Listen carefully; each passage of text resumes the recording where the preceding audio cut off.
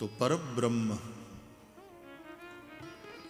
ભાગવતનો પ્રારંભ એ પરબ્રહ્મને જાણવા માટે જે બ્રહ્મસૂત્રની રચના થઈ વેદોને આધારે ઉપનિષદોને આધારે એ બાદરાયણના 555 સૂત્રો 4 અધ્યાયમાં એમાં અથાતો બ્રહ્મ જિજ્ઞાસા આ પહેલું સૂત્ર, જન્માદ્યસ્ય યતઃ આ બીજું સૂત્ર. આ સૂત્ર કહેવાય, વેદમાં છે એ મંત્ર કહેવાય, ઉપનિષદોમાં મંત્ર છે. યતો વા ઇમાનિ ભૂતાનિ જાયન્તે યેન જાતાનિ જીવંતિ યત પ્રયન્ત્યપી સંવિશન્તિ તદ્વિજિજ્ઞાસસ્વ તદ્બ્રહ્મેતિ. હવે આટલા મોટા મંત્રને માત્ર 2 સૂત્રમાં બાદરાયણે કહી દીધું. અથાતો બ્રહ્મ જિજ્ઞાસા જન્માદ્યસ્ય યતઃ, જેનાથી આ સમગ્ર સૃષ્ટિની ઉત્પત્તિ સ્થિતિ અને લય થાય છે. એ પરબ્રહ્મ પરમાત્મા હવે અમે એને જાણવાની ઈચ્છા કરીએ છીએ. જિજ્ઞાસા એનો એક અર્થ થાય છે ઈચ્છા, પણ એક અર્થ થાય હવે અમે એના ઉપર વિચાર કરીએ છીએ.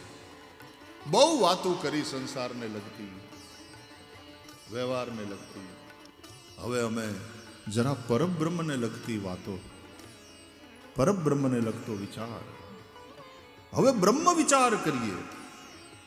માતા સરસ્વતીને વંદન કરતી વખતે એક શ્લોક આવે છે ને, એમાં શુક્લામ બ્રહ્મ વિચાર સાર પરમામ આદ્યામ જગત વ્યાપિનીમ વીણા પુસ્તક ધારિણીમ ભયદામ.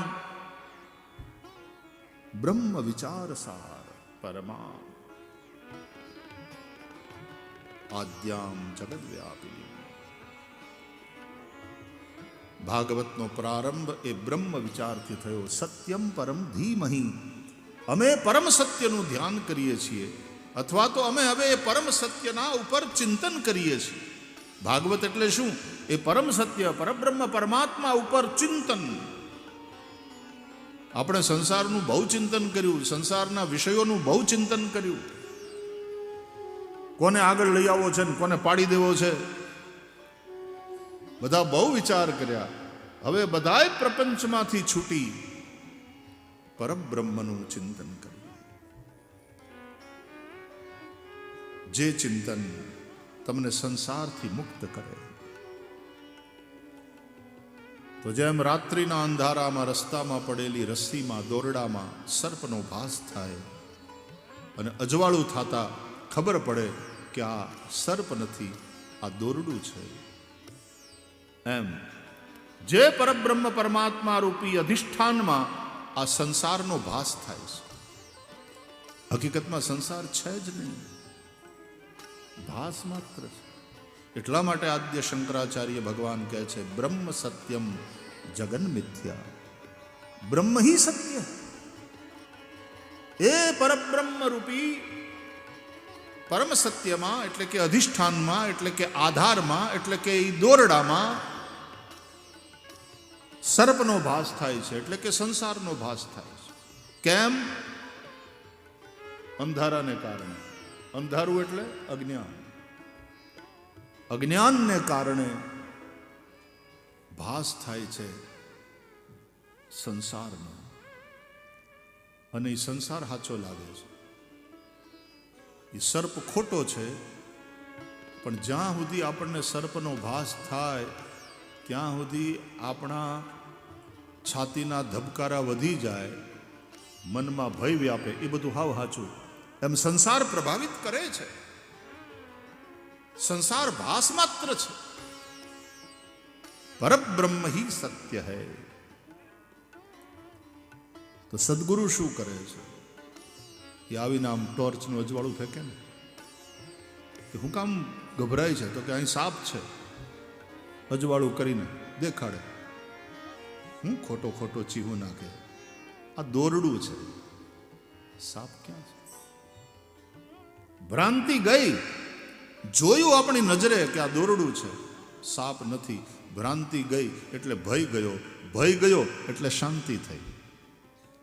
એમ સદગુરુ પ્રકાશ કરે જ્ઞાનનો અને ત્યારે ખબર પડે કે આ પરબ્રહ્મ જ છે, બધું જ બ્રહ્મ છે, મારા પરમાત્મા સિવાય બીજું કાંઈ નથી.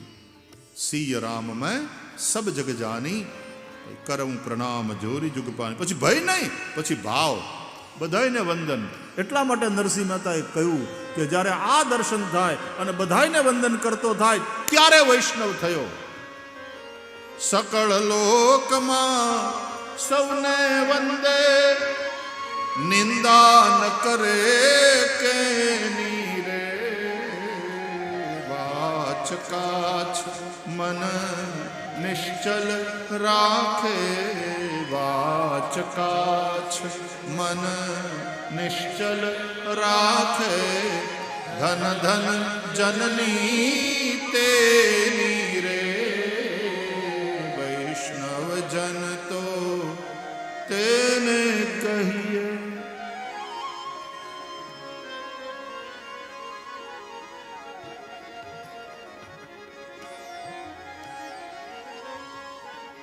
ब्रह्म ही है सिवाय पर ब्रह्म के और कुछ भी नहीं. तुलसीदास जी कहे छे निज प्रभु मय देखहि जगत, निज प्रभु मय देखहि जगत के हिसन करई विरोध. जे आ जगत ने निज प्रभु मय जोतो होय ए कोनाथी विरोध करे, ए कोनाथी वैर करे, ए तो सबने वंदन करे. आ जे तत्वज्ञान छे ने भारतનું એ આખા વિશ્વની અંદર વ્યાપે, એનું અજવાળું થાય તો ક્યાંય આતંકવાદ રહે નહીં. આતંકવાદને શસ્ત્રોથી દબાવી શકાય, સમાપ્ત ન કરી શકાય. આતંકવાદનો કોઈ ઉપાય હોય તો એ છે આધ્યાત્મવાદ. અને બીજા બધા લોકો જે મઝહબને નામે બીજા બધાને નામે બહેકાવે છે, ત્યાં પછી આતંકવાદ પ્રદેશને નામે, રાષ્ટ્રને વાદે નામે, મઝહબને નામે આતંકવાદ પોષાય. પણ ભારતીય તત્વજ્ઞાન, આ જે અધ્યાત્મવાદ છે, એ ખરા અર્થમાં આતંકવાદને નિર્મૂલ કરવા માટેનું આ સૌથી મોટું સાધન.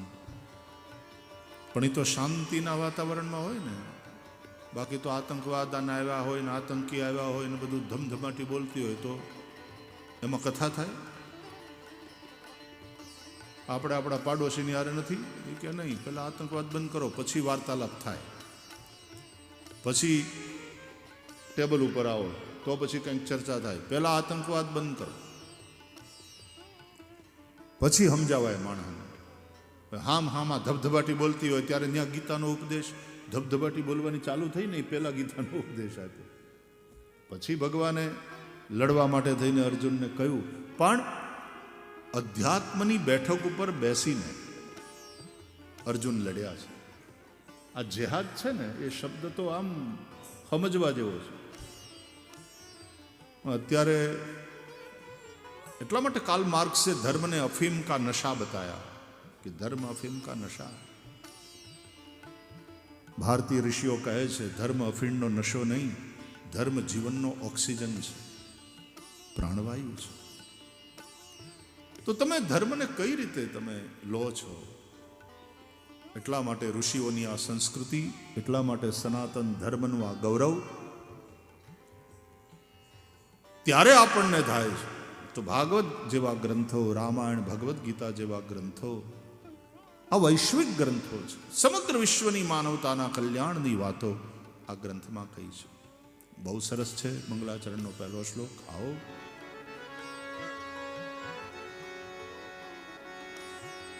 લગ્નમાં તે મંગલાષ્ટક ભણાય ને, માલકંસમાં સામાન્ય રીતે ગોરબાપા ગાય. કન્યા પધરાવવામાં આવે એ પહેલા ગોર દાદા મંગલાષ્ટક ગાય. એવા શ્લોકો બોલે, આમ વાતાવરણ પવિત્ર પવિત્ર થઈ જાય. તો કંઈક એ રાગમાં જન્માદ્યસ્ય યતોન્વયાદિતરતઃ ચાર્થેષ્વભિઘ્નસ્વરાટ તેને બ્રહ્મ હૃદયાદિ કવયે मुह्यन्ति यत् सूरयः तेजो वारिमृदां यथा विनिमयो यत्र त्रिसर्गो मृषा धाम्ना स्वेन सदा निरस्तकुहकम् सत्यं परं धीमहि सत्यं परं धीमहि सत्यं परं धीमहि।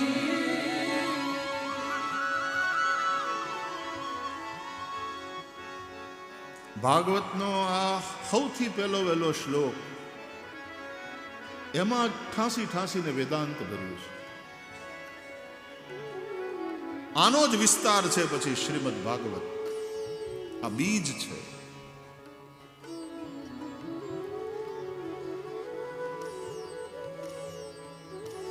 એવા જ્ઞાની પુરુષો આ એક જ શ્લોક ઉપર હાથ દી કથા કરે. તો જન્માદ્યસ્ય યતઃ, આ સૂત્ર વાક્યથી ભાગવતનો પ્રારંભ થયો છે. આ સૂત્રમાં 4 શબ્દ છે: જન્મ, આદિ, અસ્ય, યતઃ. જન્મ આદિ એટલે કે જન્મ વગેરે, મતલબ ઉત્પત્તિ, સ્થિતિ, લય.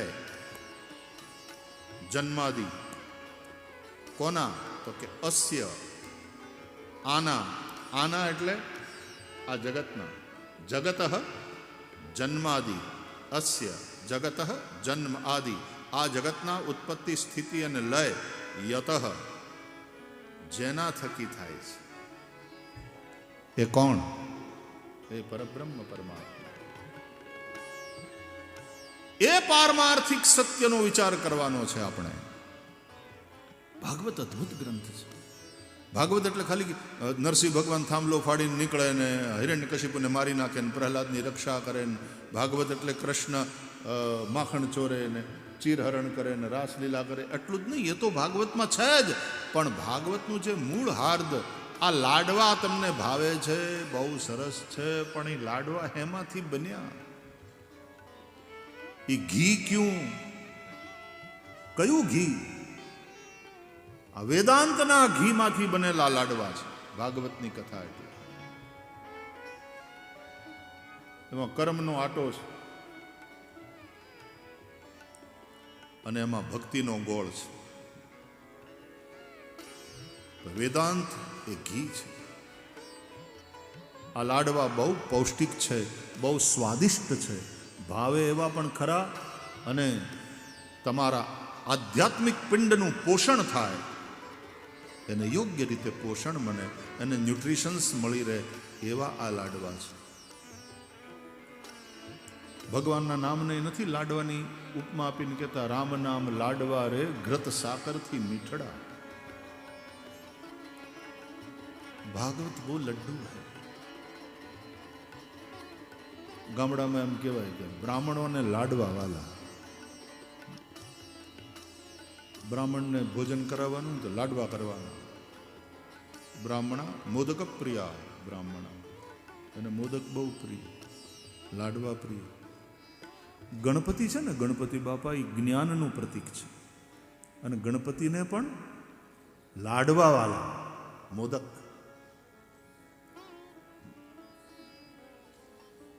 મોદક પ્રિય છે ગણપતિ. તો જ્ઞાનને આ ભાગવત જેવા લાડવા વાલા, આમાં વેદાંતનું ઘી ભરેલું છે. સ્વાદિષ્ટ પણ છે, પૌષ્ટિક પણ છે લાડુ. તો આવો, આ વ્યાસપીઠ છે ને એ તમને આ લાડુ જમાડવા માટેનું છે. લાડુનું જમણ. જન્માદ્યસ્ય યતઃ અન્વયાત ઇતરતઃ.